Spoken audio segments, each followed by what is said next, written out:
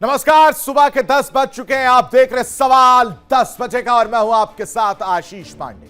आज हम बात करेंगे पश्चिम एशिया एक ऐसे मोड़ पर खड़ा है उसकी, जहां एक युद्ध विराम की खबर के बीच भी गोलियों की आवाज थमी नहीं है।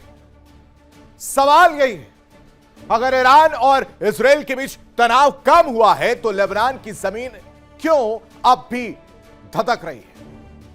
असल में यह कोई एक सीधा युद्ध नहीं, बल्कि कई परतों में बिखरा हुआ एक टकराव है, जहां हर मोर्चा, हर खिलाड़ी अपनी अलग लड़ाई लड़ रहा है। इजराइल का कहना साफ है, उसके मुताबिक ईरान के साथ हुआ युद्ध विराम एक सीमित समझौता है, जिसका लेबनान में सक्रिय हिजबुल्लाह पर कोई असर नहीं पड़ता। इजराइल दावा करता है कि वो हिजबुल्लाह के कमांड सेंटर, हथियारों के नेटवर्क और सैन्य ढांचे को निशाना बना रहा है, ताकि भविष्य के हमलों को रोका जा सके। उसके लिए यह सब सेल्फ डिफेंस और डिटरेंस स्ट्रैटेजी का हिस्सा है। लेकिन दूसरी तरफ लेबनान की तस्वीर बिल्कुल अलग है। वहां लोग इसे रणनीति नहीं, बल्कि एक मानवीय त्रासदी के रूप में देख रहे हैं। बेरूत और आसपास के इलाकों में लगातार हमलों ने आम नागरिकों की जिंदगी को हिला दिया है। कई रिहायशी क्षेत्रों में तबाही, बड़ी संख्या में हताहत और हजारों बेघर लोग। स्थानीय प्रशासन का कहना है कि कई जगह कोई सैन्य ठिकाना था ही नहीं। और इसी बीच हिजबुल्लाह अपनी स्थिति को अलग तरीके से पेश करता है। उसका दावा है कि वो शुरुआत में ईरान के समर्थन में और बाद में इजराइल की कार्रवाई के जवाब में लड़ रहा है। यानी जब हमला हुआ तो ईरान के समर्थन में था। सीजफायर की बात आई तो हिजबुल्लाह थोड़ा डाउन पड़ा, लेकिन फिर इजराइल ने हमला किया और उसकी कार्रवाई को जो जवाब हिजबुल्लाह दे रहा है उसकी बात करता हुआ नजर आ रहा है। वो खुद को लेबनान की सुरक्षा का रक्षक बताता है और कहता है कि वो दक्षिणी लेबनान में इजरायली बढ़त को रोक रहा है। वह ईरान इस पूरे संकट को एक बड़े रणनीतिक खेल की तरह देखता है। ईरान खुद को एक्सेस ऑफ रेजिस्टेंस का केंद्र मानता है और क्षेत्रीय प्रभाव बनाए रखने के लिए अपने सहयोगी नेटवर्क के जरिए सक्रिय रहता है। तो तस्वीर साफ है, यह सिर्फ एक युद्ध नहीं, बल्कि कई स्तरों पर चल रहा संघर्ष है, जहां शांति की हर कोशिश के साथ नए तनाव की परतें जुड़ती जा रही हैं। और सवाल अब भी वही है, क्या इस जटिल समीकरण में कोई स्थायी शांति संभव है, या टकराव ऐसे ही अलग अलग मोर्चों पर चलता रहेगा? यानी युद्ध विराम के बीच जंग, संघर्ष और सीजफायर की तस्वीर, सब कुछ इस वक्त सवालों के घेरे में है। लेकिन इन सब के बीच एक बड़ी खबर आपको बता देते हैं। शांति वार्ता से पहले डोनाल्ड ट्रंप की ईरान को धमकी जो है वो दी गई है। ईरान को धमकी देते हुए डोनाल्ड ट्रंप नजर आए। अगर ईरान जिंदा है तो सिर्फ बातचीत के लिए। ईरान के पास अब कोई दांव नहीं बचा है। हमारे घातक जहाज लोड हो रहे हैं, ये डोनाल्ड ट्रंप कहते हुए नजर आ रहे हैं। अब ये देखिए, ये बयान कब सामने आया? जब सीजफायर की बात हुई है, जहां पर शांति वार्ता की चीजें निकलकर सामने आ रही हैं। उनके प्रतिनिधि इस वक्त दूसरे देश में पहुंच रहे हैं और उस शांति वार्ता से पहले डोनाल्ड ट्रंप की यह धमकी बहुत कुछ बयां कर रही है। क्या कह रहे हैं वो समझिए। डोनाल्ड ट्रंप कह रहे हैं कि अगर ईरान जिंदा है तो सिर्फ और सिर्फ बातचीत के लिए। यानी डोनाल्ड ट्रंप ने एहसान किया है ईरान पर, सीजफायर की बात करके ईरान पर एहसान किया है और कह रहे हैं कि ईरान जिंदा ही इसलिए है कि बातचीत की जाए, वरना वो ऐसे हमले करते कि ईरान, जो पहले भी वो दोहरा चुके हैं, ईरान नक्शे से ही मिट जाएगा। ईरान के पास अब कोई दांव नहीं बचा है, ये डोनाल्ड ट्रंप कह रहे हैं। ये उसी ईरान को चैलेंज करते हुए नजर आ रहे हैं जिससे सीज फायर की बातचीत हुई थी, जिसके हमले के बाद जो गल्फ कंट्रीज हैं वो परेशान नजर आ रहे हैं। और इन सब पर चर्चा करने के लिए तमाम मेहमान हमारे साथ जुड़े हैं। सबका परिचय आपसे करा देते हैं। हमारे साथ लेफ्टिनेंट कर्नल जे.एस. सोनी साहब, रिटायर्ड रक्षा विशेषज्ञ के तौर पर जुड़े। बहुत बहुत स्वागत है सर आपका। हमारे साथ डॉक्टर अजिताब सिंह, विदेश मामलों के जानकार हैं। बहुत बहुत स्वागत है सर आपका भी। हमारे साथ सैयद अली अदनान रिजवी साहब, ईरान मामलों के जानकार हैं। बहुत बहुत स्वागत है सर आपका भी। और हमारे साथ ग्रुप कैप्टन आशीष सहाय, रिटायर्ड रक्षा विशेषज्ञ के तौर पर जुड़े हैं। बहुत बहुत स्वागत है सर आपका भी। अब इससे पहले आशीष सर, हमने बातचीत की, शांति वार्ता की, हमने तस्वीरें दिखाई, हमने बयान बताए किस तरह से एक तरफ शांति वार्ता की बात हो रही है, लेकिन इन सब के बीच बयान जो है वो थमने का नाम नहीं ले रहे। अब ये जो बयान सामने आया कि इजराइल जिंदा है तो सिर्फ इसलिए कि बातचीत हो सके, इसको कैसे देखेंगे आप? शायद ईरान जिंदा है। हाँ, माफ कीजिएगा, ईरान जिंदा है जी।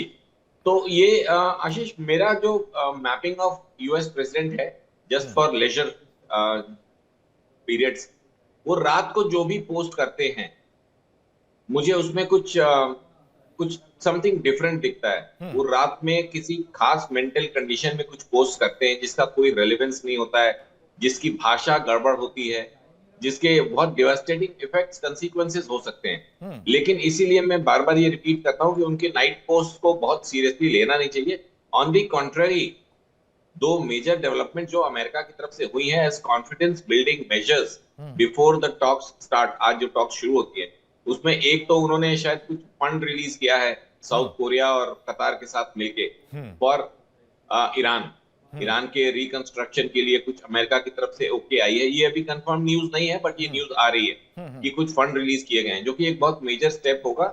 और दूसरा कि उन्होंने दो नए पॉइंट्स को भी शायद एक्सेप्ट किया है, जिसमें ईरान ये कहना चाह रहा था कि उनके ऊपर जो उनके एसेट्स फ्रीज हुए हैं ग्लोबली, उनको रिलीज कर दिया जाए और उनके ऊपर लगाए गए सैंक्शंस को हटा दिया जाए। तो कॉन्फिडेंस बिल्डिंग मेजर्स अमेरिका की तरफ से चल रहे हैं। ट्रंप को थोड़ी देर के लिए डिस्काउंट करना पड़ेगा। JD Vance will have to take charge, क्योंकि उनके इस तरह के ब्लैबरिंग से जो कॉन्फिडेंस होना चाहिए, जो ट्रस्ट होना चाहिए बिटवीन दी टॉकिंग पार्टीज, वो सिर्फ डिस्टर्ब हो रहा है Ashish, which is not a healthy thing. तो जेडी वैंस को ये कोशिश करनी चाहिए कि वो लीड लें इसमें, ट्रंप की बातों को डिसरिगार्ड करें। ईरान को भी ये समझना पड़ेगा कि लीड में जेडी वैंस है तो उन्हीं से बात करें, ट्रंप की कही गई बातों का रिकॉग्निशन अभी ना लें। जी आशीष। ठीक है, विकास अब्रोल भी हमारे साथ जुड़े हैं। सोनी साहब, आपका रुख करूंगा। ये पूरी तस्वीर किसी से छिपी नहीं कि किस तरह से युद्ध चला और क्या नुकसान किसका हुआ, कौन कहां, कौन नहीं कहां खड़ा है, इस पर हम नहीं जाएंगे। अब सिर्फ और सिर्फ सीधा एक सवाल है कि एक तरफ आप शांति वार्ता के लिए पहुंच रहे हैं ऐसी कंट्री में जहां पर खुद वो एक आतंकियों को पनाह देने वाली कंट्री है, दूसरी तरफ हरकतें आपकी क्या है, दावे क्या है, बातचीत क्या है डोनाल्ड ट्रंप के, वो किसी से छिपी नहीं है। ऐसे में वो शांति वार्ता सफल होती हुई कैसे समझ में आएगी? वो एक दिखावा नहीं हो गया क्या कि हमने एक पहल की, हमने एक कोशिश की? जय हिंद आशीष जी, ये मेरा सौभाग्य कि मैं आपके न्यूज चैनल पे विख्यात को पैनलिस्ट के साथ हूं। 1922 में अमेरिकी सरकार द्वारा गठित किंग ट्रेन कमीशन ने जब अपनी रिपोर्ट सौंपी, उसमें साफ लिखा था कि यदि इजराइल एक राष्ट्र बनता है तो मिडिल ईस्ट कभी शांति नहीं देखेगा। 104 साल हो गए उस रिपोर्ट को समझते हुए, हमने देखा मिडिल ईस्ट में 104 साल से बिल्कुल शांति नहीं है। लेकिन आज एक ऐतिहासिक मौका है इस्लामाबाद में मिडिल ईस्ट में शांति लाने का, और इसका मुख्य कारण है कि अमेरिका के पास अब कोई और ऑप्शन ही नहीं है बजाय युद्ध विराम के और पूर्ण युद्ध खत्म करने के लिए। इसके लिए मैं आपसे 2-3 मिनट चाहूंगा। 28 फरवरी को जब ये युद्ध शुरू हुआ, 28 फरवरी से 21 मार्च तक ईरान ने अमेरिका के मिडिल ईस्ट में जो सारे 13 सैनिक अड्डे थे उन्हें बर्बाद कर दिया, और जो 40,000 सैनिक अमेरिका के इन 13 सैनिक अड्डों में तैनात थे वो या किराए के घरों से या होटलों से वर्क फ्रॉम होम करने लग गए।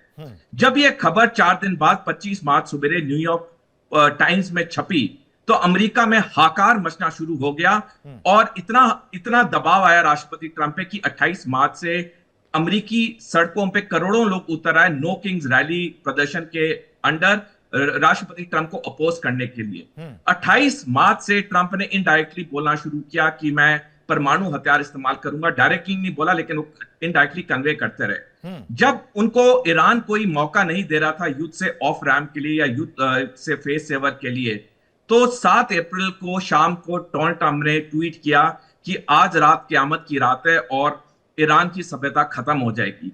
अब 28 मार्च से जब से नो किंग्स रैली शुरू हुई थी, अमेरिका में रिपब्लिकन पार्टी जो सत्ता में, उसके कई सांसदों ने एक मुहिम शुरू की कि यदि राष्ट्रपति ट्रंप परमाणु हथियार का इस्तेमाल करते हैं तो उपराष्ट्रपति जेडी वैंस अमेरिकी संविधान का 25th अमेंडमेंट का इस्तेमाल करते हुए राष्ट्रपति ट्रंप को कुर्सी से हटा देंगे कि वो मानसिक हालत में ठीक नहीं है और खुद राष्ट्रपति बन जाएंगे।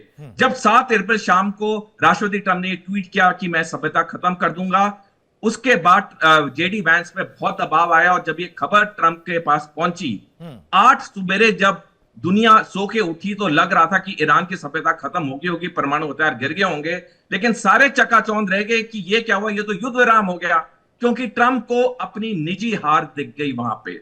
4 अप्रैल को ही फॉक्स न्यूज ने एक अप्रूवल रेटिंग सार्वजनिक की, जिसमें ट्रंप की अप्रूवल रेटिंग अमेरिका के 250 साल के इतिहास में किसी राष्ट्रपति के लिए सबसे न्यूनतम है, सबसे मिनिमम है, वो है -5%। इस वक्त राष्ट्रपति ट्रंप चाहे घरेलू तौर पे, अंतर्राष्ट्रीय तौर पे पूरी तरह आइसोलेट हो चुके हैं। उनके पास कोई चारा नहीं है बनस्पत इस युद्ध को पूरा खत्म करने के। तो मेरे को लगता है ये जो बातचीत है पाकिस्तान में, ये बहुत सफल होगी। और एक आखिरी टिप्पणी करना चाहूंगा, जो आपका प्रश्न था कि क्या पाकिस्तान जो एक आतंकवाद का गढ़ है, क्या वो यहाँ पे सफल चीज हो पाएगी?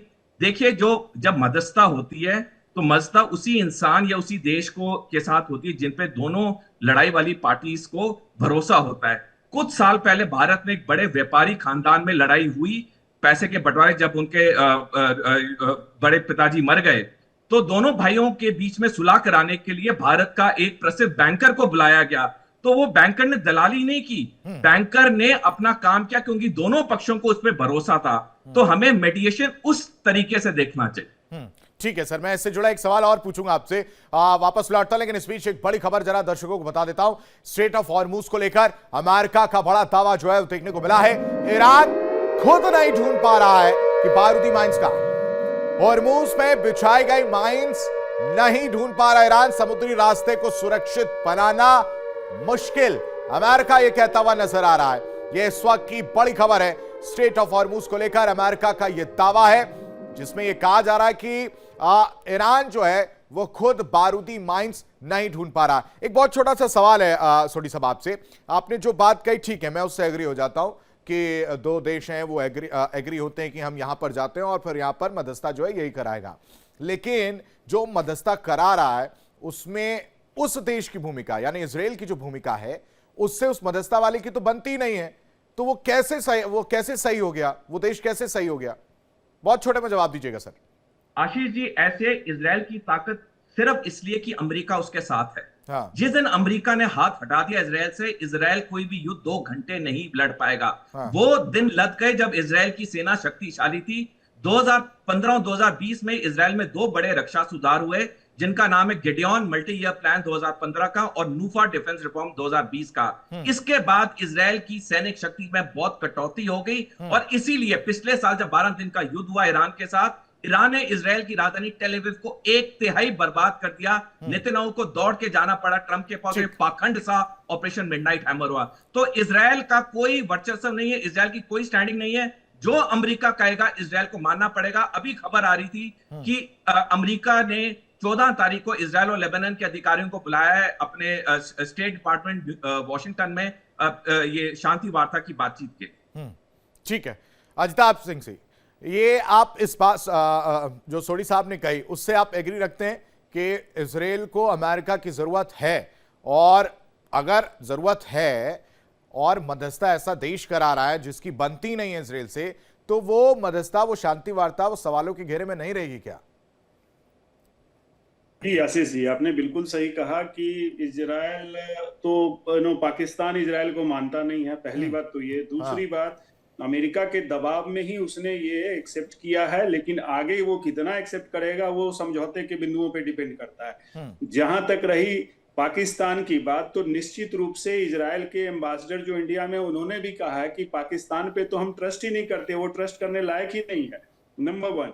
नंबर टू, आप ये देखिए कि इवन अमेरिका की नजर में पाकिस्तान ट्रस्टवर्दी नहीं है। लास्ट टाइम उसके जो राष्ट्रपति विजिट किए थे, सोचिए आज से 2006 में जॉर्ज डब्ल्यू बुश ने विजिट किया था, वो भी अर्थक्वेक हुआ था पाकिस्तान में 2005 में, उसमें सहायता के लिए वो आए थे। उसके बाद से कोई राष्ट्रपति में पाकिस्तान नहीं गया है। इवन वाइस प्रेसिडेंट, उपराष्ट्रपति की बात करें 2011 में, याद मैं कराना चाहूंगा यहाँ दर्शकों को कि 2011 में ये वही पाकिस्तान है जहां पे ओसामा बिन लादेन को एबोटाबाद में मिलिट्री एकेडमी के बगल में वो रहता था, और उसको अमेरिका ने घुस के मार गिराया पाकिस्तान के अंदर। और उसके बाद से कोई भी राष्ट्रपति या उपराष्ट्रपति भी पाकिस्तान नहीं गया। तो 15 साल के बाद ये कोई उपराष्ट्रपति के लेवल का, या कह लीजिए सबसे बड़े अधिकारी, अमेरिकन अधिकारी का पाकिस्तान का दौरा हो रहा है। और एक और चीज आप यहाँ देखिए, पाकिस्तान में अमेरिका का कोई एम्बेसडर भी नहीं है। कैसा देश है, अमेरिका की कितनी भरोसा है पाकिस्तान पे, वो दिखाता है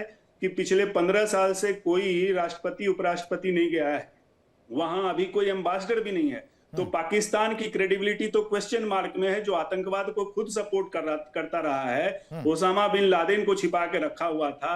वैसे देश पे ये अमेरिका की थोड़ी मजबूरी इसलिए है कि पाकिस्तान का लोकेशन, ज्योग्राफी जो कह लीजिए, और चूंकि सिया समुदाय वहां है, और मुझे लगता है जो पाकिस्तान अभी चीन के पल्ले में थोड़ा जाने की कोशिश कर रहा था, उससे अमेरिका उसको खींचना चाहता है। और ये भी आप देख लीजिए, पाकिस्तान के डिफेंस मिनिस्टर ने फरवरी में 26 फरवरी को एक स्टेटमेंट दिया था कि अमेरिका ने हमेशा पाकिस्तान को टॉयलेट पेपर की तरह यूज करके फेंक दिया है। मुझे लगता है इस बार भी वही होने जा रहा है कि उसका यूज होगा और यूज करके उसको फेंक दिया जाएगा। ठीक है सर, आता हूं वापस। इस बीच बड़ी खबर दर्शकों को बता दूं, सीज फायर बातचीत से पहले डोनाल्ड ट्रंप का बड़ा बयान सामने आया है। ईरान के पास न्यूक्लियर हथियार न होना डील का हिस्सा है, ये बड़ी खबर है।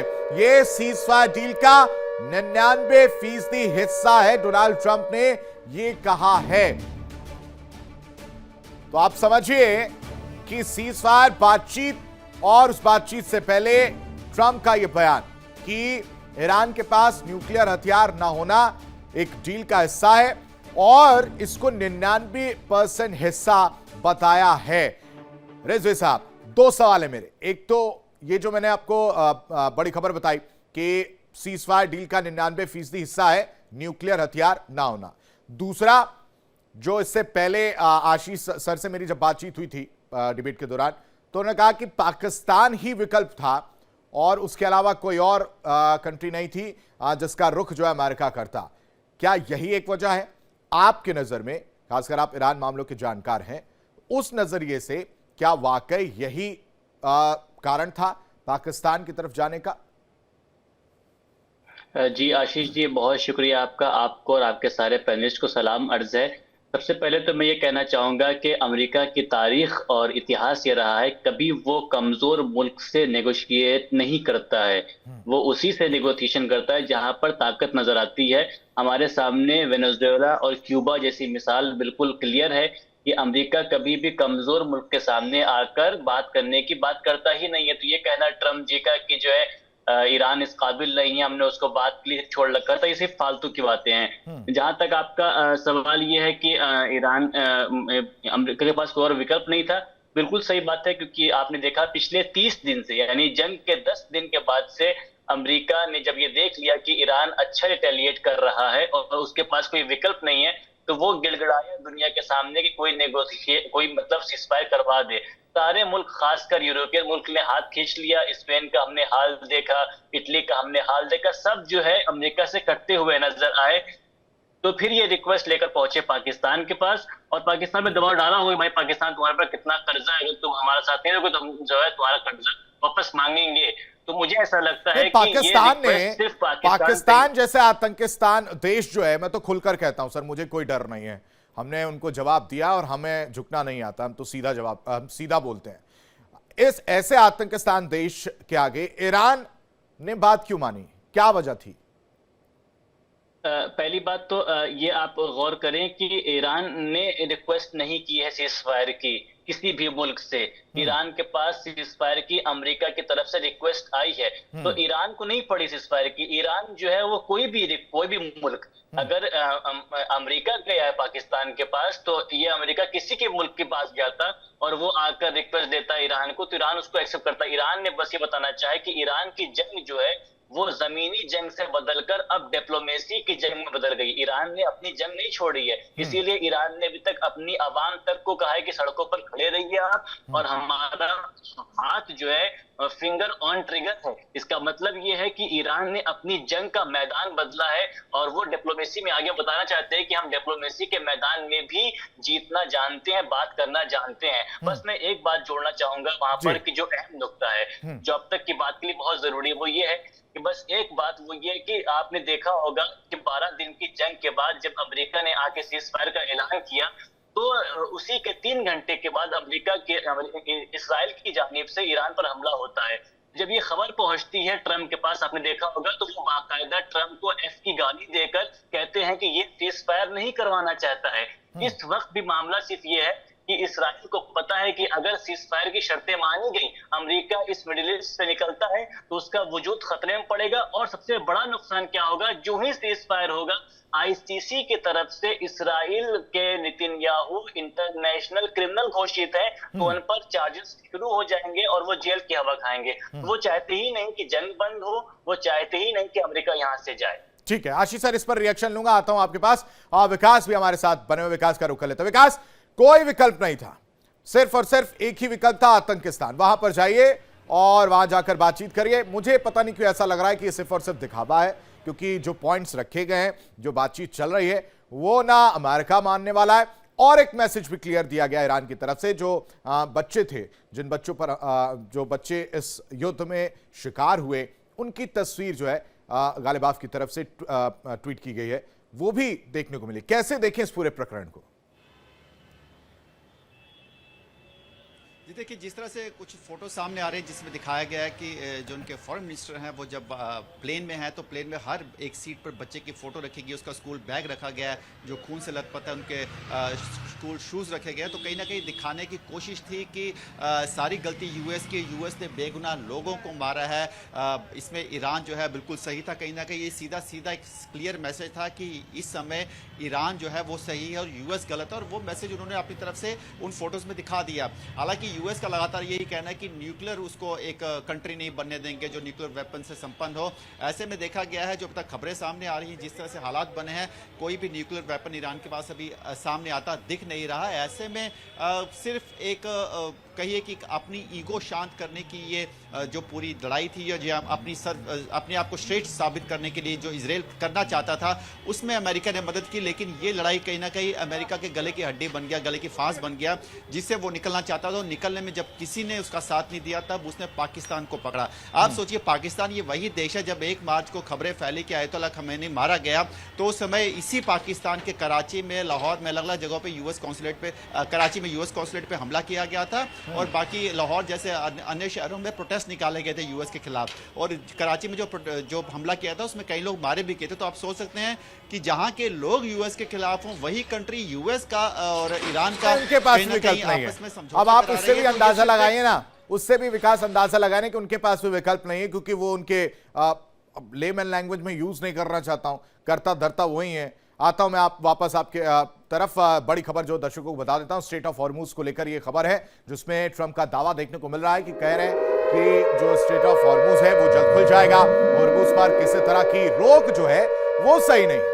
हॉर्मूज रूट पर टोल जो है वो पूरी तरह से स्वीकार नहीं है, टोल नहीं लेना चाहिए, ये कहते हुए डोनाल्ड ट्रंप नजर आ रहे हैं। यानी स्ट्रेट ऑफ हॉर्मूज को लेकर आशीष सर, सिर्फ और सिर्फ पिक्चर जो है वो देखने को मिली है स्ट्रेट ऑफ हॉर्मूज को लेकर। डोनाल्ड ट्रंप किस तरह से परेशान है, क्योंकि पिछले अगर इस पूरे युद्ध में शुरुआती दिनों को अगर छोड़ दें, बाद के दिनों में ऐसे समझ लीजिए कि डोनाल्ड ट्रंप की नस जो है वो ईरान ने दबा दी स्ट्रेट ऑफ हॉर्मूज को लेकर।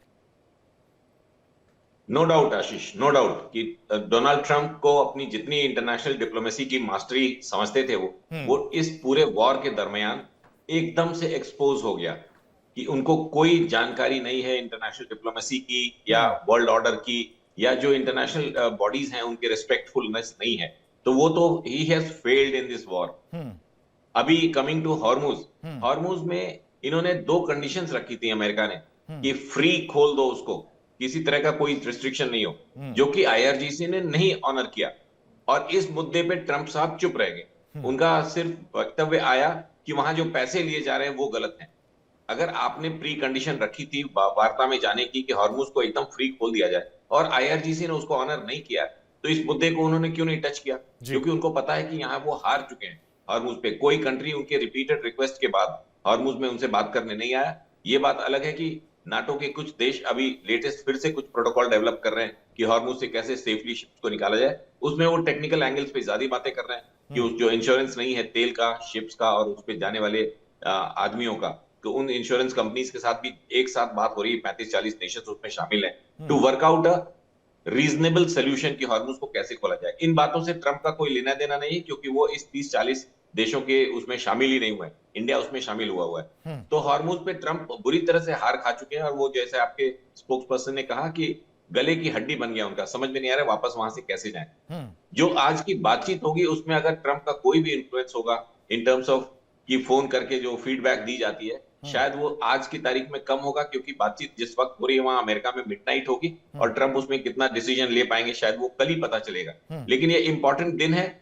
ईरान के साथ पाकिस्तान के रिश्तों पे 30 सेकंड का एक इनपुट देना चाहूंगा जी। ईरान पाकिस्तान सिर्फ इसलिए आया है कि अमेरिका ने शायद इस वजह से भी उनको कुछ लीवेज दी होगी। अदरवाइज इसकी कॉन्ट्रडिक्शंस देखिए, पाकिस्तान की सऊदीया के साथ डिफेंस पैक्ट है जिसमें लिखा हुआ है कि सऊदीया पे अटैक को पाकिस्तान पे अटैक माना जाएगा और पाकिस्तान उसका जवाब देगा। अब ईरान ने सऊदीया पे अटैक किया हुआ है और पाकिस्तान ईरान से बात कर रहा है। इंटेलिजेंस रिपोर्ट्स ये भी हैं कि पाकिस्तान ने ईरान को भी हार्डवेयर सप्लाई किया है। ये खुली इंफॉर्मेशन है कि ईरान में खमैनी साहब के मर्डर के बाद, मर्डर वर्ड यूज करता हूं मैं, के बाद जहां सबसे ज्यादा अपराइजिंग हुई पूरे दुनिया में वो पाकिस्तान था। आफ्टर ईरान पाकिस्तान, और अमेरिका वहां जाके बात कर रहा है। तो ये फुल ऑफ कॉन्ट्रडिक्शंस है। इसीलिए इसकी जो इन्वॉल्व पार्टीज हैं, पाकिस्तान के प्राइम मिनिस्टर ने परसों ऑन रिकॉर्ड बोला है कि लेबनान और इजराइल का मुद्दा इस ट्रूस का, इस सीज फायर का हिस्सा है। और उसके 1-2 घंटे के अंदर जेडी वांस ने ऑन कैमरा बोला कि वो हिस्सा नहीं है। तो इनको अपनी बातों को समझाना, उसको कॉन्ट्रडिक्ट करना और फिर उस पर चुप रह जाना। इस मुद्दे पे पाकिस्तान का प्राइम मिनिस्टर वापस मीडिया के पास नहीं गया कि भाई हमने जो बोला था उसके 1 घंटे बाद वांस साहब ने ये बोला है, दोनों एकदम उल्टी बातें हैं, इसमें ये सच है, ये डॉक्यूमेंट है। तो इस तरह के एक स्टेट के साथ अमेरिका को डील करना पड़ रहा है, क्योंकि और कोई स्टेट जो शुरू में आ भी रहा था, स्विट्जरलैंड, दोहा, ये सब विड्रॉ कर गए कि ट्रंप पे भरोसा करना मुश्किल है, वो किसको किस सिचुएशन में डाल के खुद निकल जाएगा, no one has any clue. तो इसलिए वो विड्रॉ करने के बाद ये पाकिस्तान जैसे एक नेशन के पास गए जिसकी अपनी कोई फिलॉसफी ही नहीं है। वो सिर्फ अपनी प्रेस्टीज को वापस रीगेन करने के लिए, अमेरिका से कुछ पैसे पाने के लिए इसमें पड़े हुए हैं। अदरवाइज उनकी कोई वक्त नहीं। आशीष ठीक है सर, वापस लौटता हूं। बड़ी खबर बता दो, वार्ता से पहले गालिबाफ का पोस्ट जो है वो देखने को मिला है। गालिबाफ के पोस्ट में मारे गए बच्चों की फोटो जो है वो देखने को मिली है। दरअसल यूएस हमले में ये सभी बच्चे जो है मारे गए थे और उड़ान भरने के साथ ही उन्होंने ये फोटो जो है सीट पर लगाई है। साथ ही साथ वो बैग जो है तस्वीर में नजर आ रही है। ये इस वक्त की बड़ी खबर आपको बता रहे हैं। उन्होंने लिखा है कि उड़ान के मेरे साथी। गालिबाफ ने ये पोस्ट की है तस्वीर, बेहद भावुक कर देने वाली ये तस्वीर और ये पोस्ट, जिसमें कुछ बच्चों की तस्वीरें हैं, उनके स्कूल बैग्स हैं, शूज हैं, वो भी जो है वो देखने को मिले। तस्वीरें मैं आपको दिखा देता हूं। देखिए ये वो तस्वीर है, गालिबाफ आपको नजर आ रहे होंगे। और ये मासूम छोटे छोटे बच्चे जिन्हें इस युद्ध से कोई लेना देना नहीं था, जो अपने भविष्य को संवारने के लिए स्कूल जाते थे, उन पर, उस स्कूल पर हमला किया गया। और ये देखिए ये खून से सने जूते वो सवाल पूछ रहे हैं कि हमारी क्या गलती थी, क्या इंसानियत मर गई थी, जहां पर अमेरिका ने इस चीज का भी ध्यान नहीं दिया और फिर यह हमला किया गया। जिस बस्तों में किताबें हुआ करती, उन बस्तों पर आप देखिए कि खून के धब्बे जो हैं वो नजर आ रहे हैं, वो मिट्टी नजर आ रही है, जो पूरी तरह से जब बिल्डिंग धराशायी हुई तो इन बच्चों की मौत हुई। ये जो तस्वीर देखने को मिली रिजवी जी, ये बेहद भावुक कर देने वाली तस्वीर है। और वार्ता से पहले ये तस्वीर पोस्ट कर देना क्या मैसेज देने की कोशिश है? जी विवेक जी, असल में अगर आप को पता हो, इस डेलीगेशन का नाम ही रखा गया है बीनाब 168। इसका नाम ही ये है। और बताना सिर्फ ये चाहते हैं कि अमेरिका ने अपने हमले की शुरुआत ही इन बच्चियों से की थी। यानी पहला हमला जो हुआ है 28 फरवरी को, वो 168 बच्ची जो मीनाब मदरसे में पढ़ रही थी उन पर हुआ था। उसके बाद आयतुल्लाह खामनेई की शहादत हुई है। तो ये एक बड़ा पैगाम है कि जंग में वो तमाम तर वो जो उसूल होते हैं उसको तोड़ता हुआ यहाँ पर नजर आ रहा है। मैं बस एक बात और ऐड करना चाहूंगा, कई बार इस पर बात हुई है कि जहां तक बात है न्यूक्लियर की, तो अगर आप लोग ने ये जंग फॉलो की हो, पिछले जंग में 12 दिन के जंग में 28 मरतबा ट्वीट आता है ट्रंप का, 28 बार, कि मैंने न्यूक्लियर तबाह कर दिया है, मैंने न्यूक्लियर खत्म कर दिया है। तो अब किस न्यूक्लियर की आप बात करने जा रहे हैं कि आप तो खत्म कर चुके थे 12 दिन की जंग में, अब कहां से आपको इसकी याद आ रही है? और आपने फिर हमला किया, जबकि आपका IAEA का चीफ ग्रोसी ये कह चुका है कि ईरान में किसी भी किस्म के आसार नहीं है न्यूक्लियर के, और ईरान खुद कहता चला आ रहा है। दूसरी बात ये मैं कहना चाहूंगा कि इस वक्त अमेरिका पर किसी भी किस्म का जो भरोसा नहीं है, उसकी सबसे अहम वजह यही है कि जब जब ईरान नेगोशिएशन के टेबल पे होता है, उसके पीठ पर छुरा अमेरिका भोगता है। चाहे वो 12 दिन की जंग हो या इस वक्त भी 28 की सुबह फैसला आने वाला था, 5वें दौर की बैठक होने जा रही थी, और फिर जो है अमेरिका ईरान पर हमला करता है। तो बात बिल्कुल क्लियर है आशीष जी कि इस बात का कोई फायदा मुझे भी नजर नहीं आ रहा है। इसमें अभी हम लोग बहस कर लें कि पाकिस्तान की कोई हैसियत नहीं है, वैल्यू नहीं है, सब बात अपनी जगह पर ठीक है, लेकिन सवाल ये है पाकिस्तान को भी किनारे रखिए भाई। जिस मुल्क से बात होने जा रही है अमेरिका से, उस पर कितना भरोसा है? वो क्या गारंटी है कि अभी फिर इस 2 हफ्ते में ईरान पर हमला नहीं करेगा? लेबनान को लेकर बिल्कुल बिल्कुल सॉरी जी, लेबनान को लेकर तस्वीरें क्लियर नहीं हुई हैं। लेबनान को लेकर जो है तस्वीर धुंधली कर दी गई है, किसी सीज़फायर का हिस्सा नहीं है, और इस वजह से इजराइल जो है हमला करता हुआ नजर आ रहा है। उससे पहले जो आपने कहा भी था कि इजराइल की हिम्मत नहीं है कि बिना अमेरिका की वो चीजें कर पाए, तो अब जब ये वार्ता हो रही है तो उसमें लेबनान को लेकर क्या तस्वीर जो धुंधली है वो क्लियर हो सकती है? क्या वो सहमति देखने को मिलेगी? क्योंकि ईरान की शर्तों में से वो भी है सर। जब भी युद्ध विराम की बातचीत होती है तो एक ब्रॉड फ्रेमवर्क के तहत दोनों पार्टीज मिलती हैं। जब ये युद्ध चल रहा था और ईरान ने अपने 10 पॉइंट्स भेजे युद्ध विराम करने के लिए, तो राष्ट्रपति ट्रंप ने उसे माना और ट्वीट किया कि ये जो ईरान से 10 पॉइंट आए ये वर्केबल है और इसलिए हम युद्ध विराम कर रहे हैं। और जब ये 10 पॉइंट्स ईरान ने पब्लिक किए तो अमेरिका की रिपब्लिकन पार्टी के सांसदों में होगा कि हम तो ये औपचारिक तौर से युद्ध हार गए, नवंबर में हमारा मिड टर्म इलेक्शन है, डेमोक्रेट तो जीतेंगे इसी पॉइंट पे कि हमें युद्ध ऑफिशियली हार गए। तो ट्रंप की जो प्रेस सेक्रेटरी है कैरोलिन लेविट, उन्होंने प्रेस कॉन्फ्रेंस में कहा नहीं हमें ये 10 पॉइंट्स मंजूर नहीं थे, हमने तो डस्टबिन में फेंक दिया था, 10 पॉइंट्स तो कोई और थे। अगर 10 पॉइंट्स कोई और थे तो कैरोलिन लेविट ने अब तक सार्वजनिक क्यों नहीं किए कि वो वाले ईरान के 10 पॉइंट्स कौन से थे? असल में ये है ईरान ने जो 10 पॉइंट्स दिए वो सही थे, उसमें लेबनान शब्द बिल्कुल सही इस्तेमाल हुआ था, लेकिन जब वो पब्लिकली आउटक्राई हुआ उनके रिपब्लिकन पार्टी में तो उन्हें स्टैंड बदलना पड़ा। जहां तक ट्रंप और नेतन्याहू की बात है लेबनान को लेके, जब ये युद्ध विराम हो रहा था तो ट्रंप ने फोन किया नेतन्याहू को और बोला कि तू इस युद्ध विराम की बातों से दूर रहे, अन्यथा ये युद्ध विराम नहीं होगा।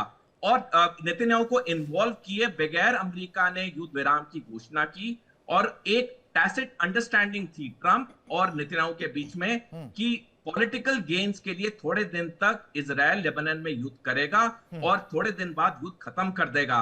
तभी परसों यानी थर्सडे शाम को 9 तारीख अप्रैल को ट्रंप ने नेतन्याहू को फोन करके बोला कि अब खत्म करो, लेबनान की जंग बहुत हो गया, इसे 2-3 दिन में खत्म करो। और जैसे मैंने पहले कहा कि 14 तारीख को लेबनान और इजराइल के अधिकारी व्हाइट हाउस में मिले, ये पूरा एक पाखंड था। ये जो लेबनान की लड़ाई थी और थोड़े दिन चली, ये एक पाखंड के डिजाइस में चली। ठीक है सर, हमारे साथ मेरी सहयोगी गीतू भी हमारे साथ जुड़ी है।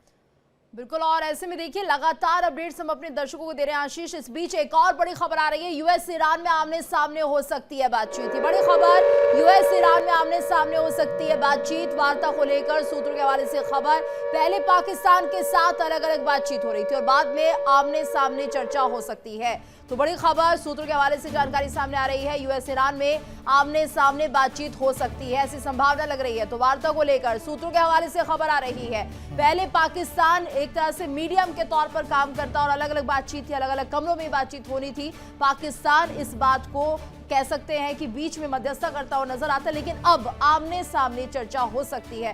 साहिद सर, कितनी पॉसिबिलिटी आपको दिख रही है?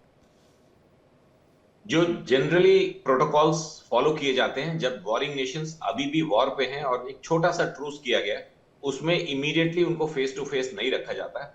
ये स्टैंडर्ड प्रैक्टिस है। सबसे पहले मीडिएटर दोनों साइड्स को पोजीशन करता है, कभी उसी बिल्डिंग में अलग अलग इलाकों में अलग अलग कमरों में कॉन्फ्रेंस हॉल्स होते हैं।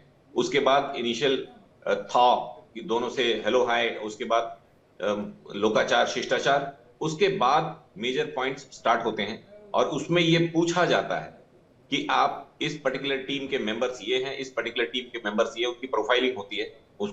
उसके बाद नेक्स्ट लेवल पे जाते हैं कि हम बातचीत किस तरह से शुरू करें, इलेक्ट्रॉनिक या फेस टू फेस या थ्रू थर्ड पर्सन। इस समय डिसाइड करेंगे जेडी वैंस और ईरान के जो टीम लीडर होंगे कि वो फेस टू फेस बैठना चाहते हैं या नहीं।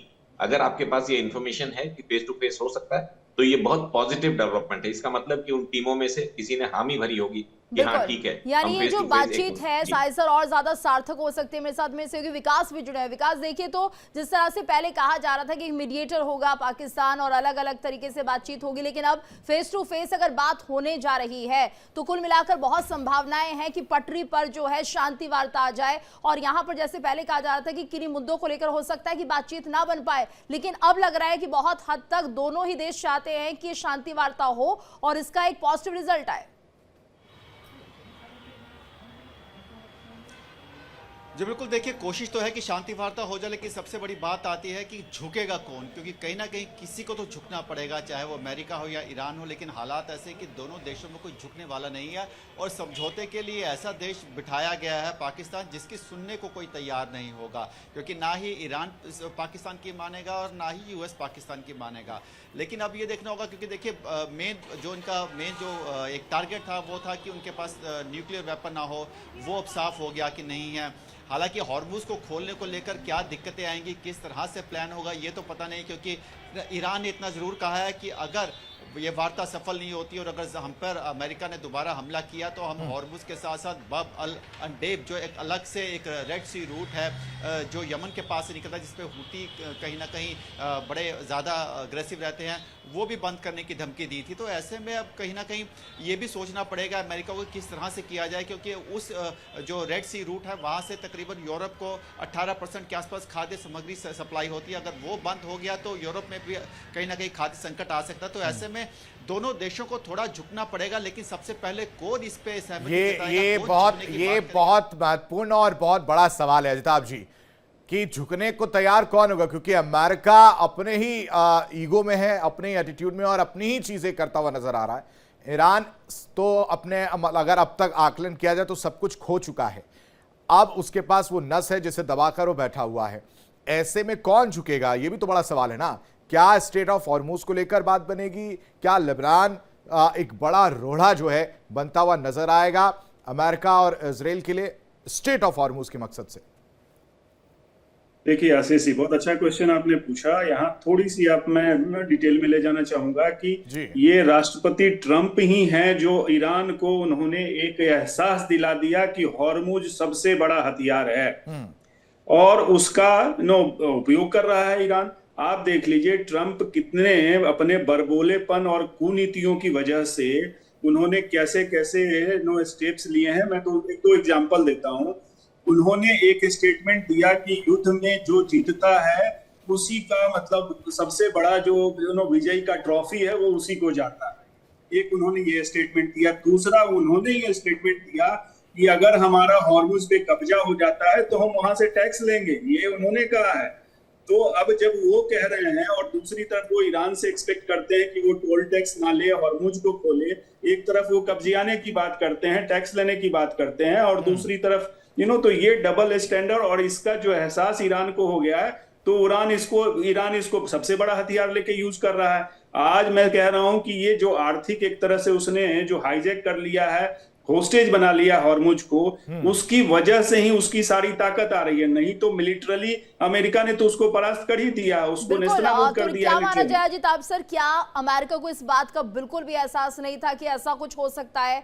हॉर्मुज स्ट्रेट को लेकर वो पहले से ये नहीं सोच पाए कि यहां पर इस रास्ते को बंद किया जा सकता है ईरान की तरफ से? इस सवाल का जवाब आपसे लेंगे, लेकिन इस बीच एक बड़ी खबर आ रही है। पाकिस्तानी एयर स्पेस में पहुंचा जेडी वेंस का विमान। ये बड़ी खबर, पाकिस्तानी एयर स्पेस में जेडी वेंस का विमान पहुंच चुका है। थोड़ी देर में इस्लामाबाद पहुंचेंगे अमेरिकी डेलीगेशन, तो कुछ ही देर में नूर खान बेस पर उतरेगा विमान। तो तैयारियां लगभग पूरी, और अब से कुछ देर के बाद जेडी वेंस का विमान पाकिस्तानी एयर स्पेस में होगा। तकरीबन 1 से 1.5 घंटे की बात कही जा रही थी, और थोड़ी देर में इस्लामाबाद पहुंचेंगे अमेरिकी डेलीगेशन।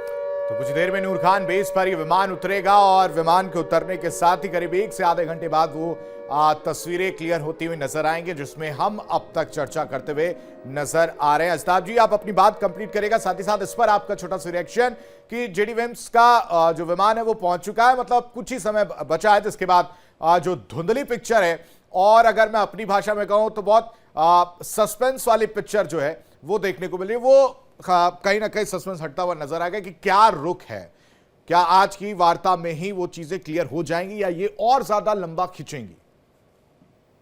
देखिए, ये एक है ना कि आसान नहीं है डगर पनघट की, वो वाली बात है। इतना आसान नहीं है एक समझौता हो जाना।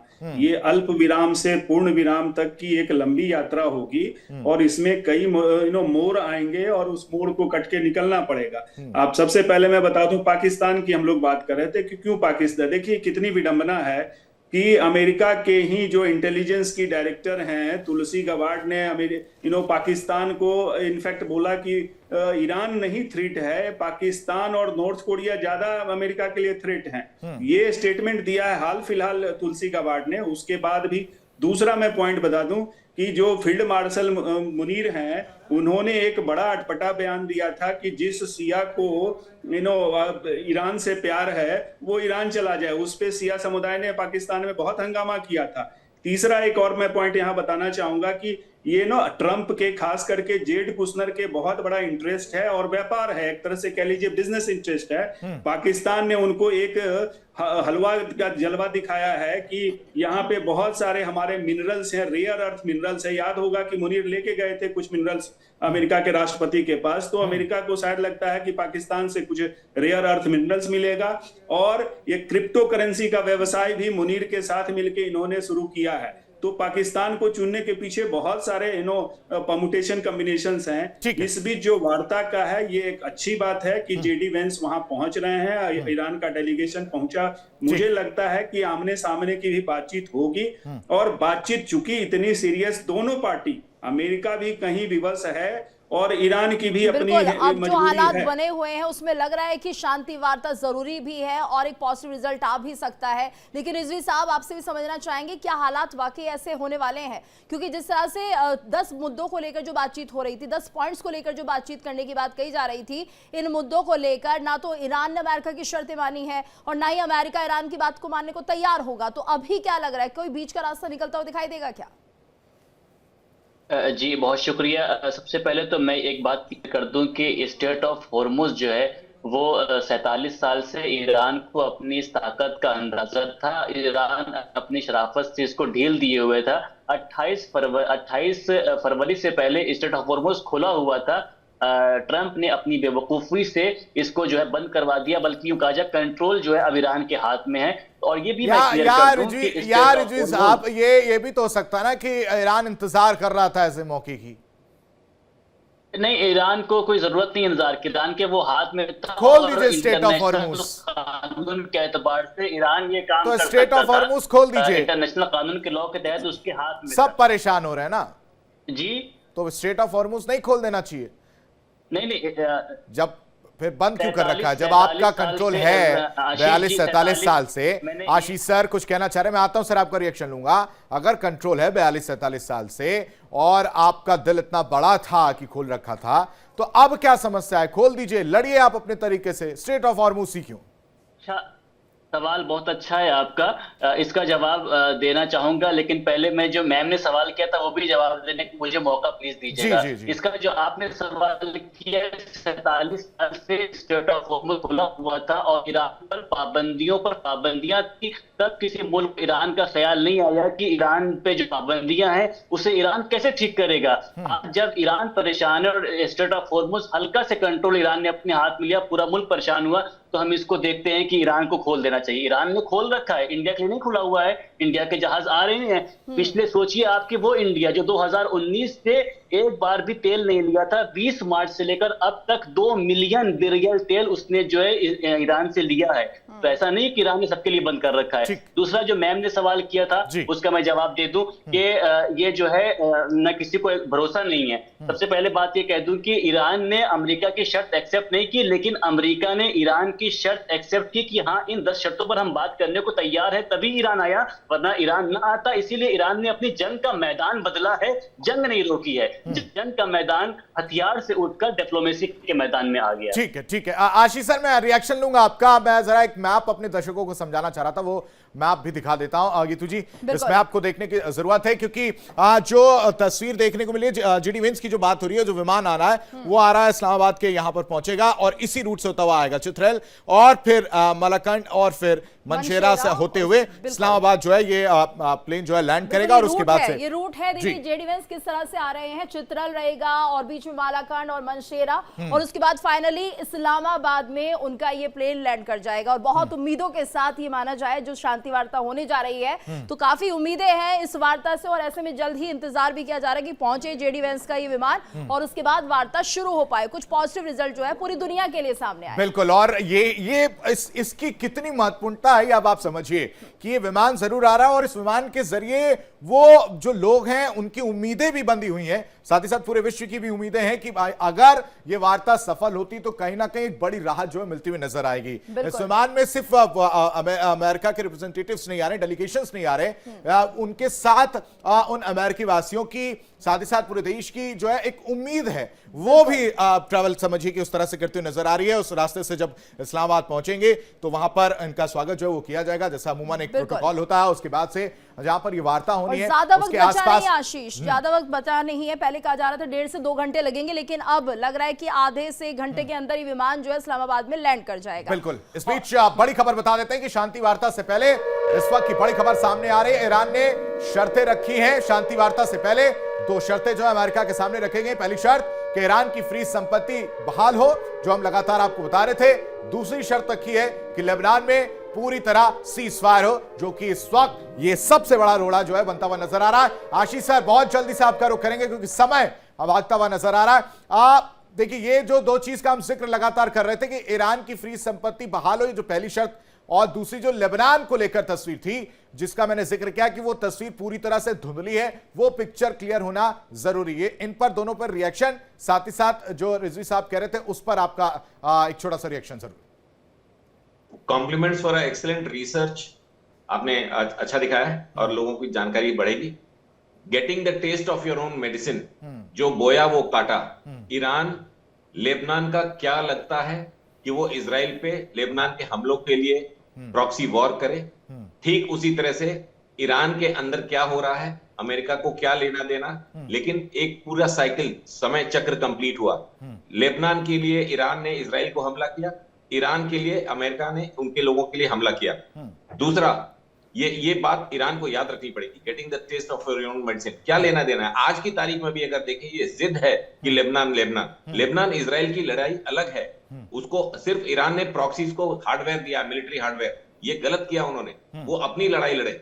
इजराइल की मिलिट्री बहुत पावरफुल है, अमंग्स द फर्स्ट 20 माना जाता है, most advanced militaries in the world. इसीलिए 50-60 इस्लामिक देशों के बीच में अभी भी जिंदा है। ठीक है, अमेरिका की सपोर्ट से जिंदा है, बट वो बहुत ही पावरफुल मिलिट्री है, not in terms of numbers, in terms of technology. और तीसरा, ये जो शांति वार्ता आज होगी, इसमें याद रखें कि इतना मेजर जो लिस्ट गई है 10 और 15, ये जो कोर टीम जब ये लिस्ट बनाती है आशीष, उसी समय उनको बताया जाता है कि इसमें से इन 4 पॉइंट पे डेलिब्रेशंस कर सकते हैं, वापस आ सकते हैं, ऊपर जा सकते हैं, लेकिन कुछ नॉन नेगोशिएबल होते हैं। सर क्या लग रहा है अमेरिका इन शर्तों को मान लेगा, इन पर बातचीत बनती हुई दिखाई देगी, आपको लग रहा है ऐसा? गीतू, मेरे को लगता है कि जो मिसाइल प्रोग्राम है उस पे बात फंसेगी, वेपन्स ऑफ मास डिस्ट्रक्शन या न्यूक्लियर पे कोई बात नहीं फंसेगी, क्योंकि ईरान के पास ना है और वो ये मान जाएंगे। मुझे अमेरिका की तरफ से अगर मुझे सजेस्ट करना होता तो मैं ये कहता कि अगर वो न्यूक्लियर प्रोग्राम डिसकंटिन्यू कर देते हैं तो मिसाइल को आप छोड़ दीजिए, अगर उस पर नहीं मान रहे हैं, क्योंकि मिसाइल पे क्या वॉरहेड लगा के भेजेंगे? अगर न्यूक्लियस नहीं लगा रहे हैं, न्यूक्लियर बॉम्ब है नहीं, तो मिसाइल के ऊपर आपने भी वही पॉइंट रखा जो कि शायद मेरे हिसाब से नामुमकिन है वो भी पॉसिबल हो पाना। सोडी साहब इत्तेफाक रखते हैं इस बात से?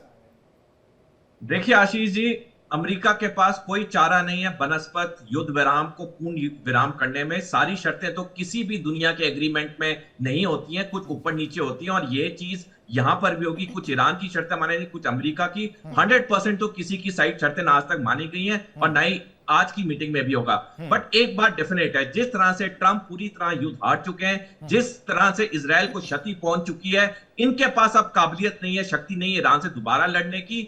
और एक और कारण है, दोनों ये देश हैं डेमोक्रेटिक कंट्रीज। कुछ महीने बाद दोनों देशों में चुनाव है, जो कि आज के ओपिनियन पोल है, दोनों ये नेता पूरी तरह से हारे हैं। बल्कि इजराइल में मंडे से नेतन्याहू पे एंटी करप्शन के जो कोर्ट ट्रायल है वो दोबारा रिज्यूम होना है। तो ये दोनों नेता, दोनों देश इस वक्त बड़ी दुविधा में हैं। इनके पास कोई चारा नहीं है बनस्पत पूर्ण विराम करने के लिए इस ईरान युद्ध में। बिल्कुल। और देखिए जिस तरह से ईरान के लिए फंड जारी करने को भी मंजूरी मिल रही है, ये भी अपने आप में बहुत बड़ा सवाल है कि आखिर एक तरफ तो आप कह रहे हैं कि यहाँ पर जितना भी जो इंफ्रास्ट्रक्चर है उसे आपने डैमेज किया, उसके बाद आप फंड जारी करने के लिए मंजूरी दे रहे हैं। अमेरिका ने $6 अरब फंड को मंजूरी यहाँ पर दे दी है। कतर, दक्षिण कोरिया की मदद से ट्रांसफर प्रक्रिया तेज भी कर दी गई है। इसे कैसे समझा जाए जिताब सर? आखिर ये क्या कुछ जो प्लानिंग है अमेरिका की तरफ से हो रही है, मदद भी हो रही है, दूसरी तरफ से आपकी बातचीत भी नतीजा निकल रही हैं, क्या कुछ माना जाए इसको लेकर? यही अमेरिका का दोहरा चरित्र दिखाता है कि एक तरफ उसको बर्बाद करो और दूसरी तरफ उसको सपोर्ट करो। आपने जो हर्जाना की बार बार मांग कर रहा है ईरान की, उसकी जो बर्बादी हुई है, उसके इकोनॉमी की, उसके सिविलियन एरियाज की, उसका कंपनसेशन दिया जाए।